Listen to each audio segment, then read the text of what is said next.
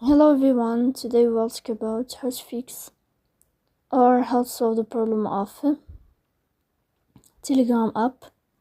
You will go to settings.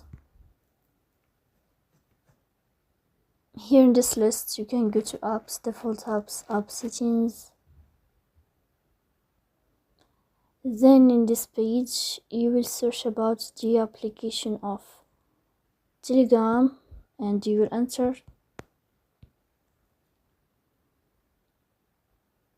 Here in this page you can go to first stop and you can click OK. Then you will enter to the window of storage. Here you can click on clear cache, but pay attention, don't click clear data as you see, because that can delete your account. So please don't forget to support us by like and subscribe. See you next time.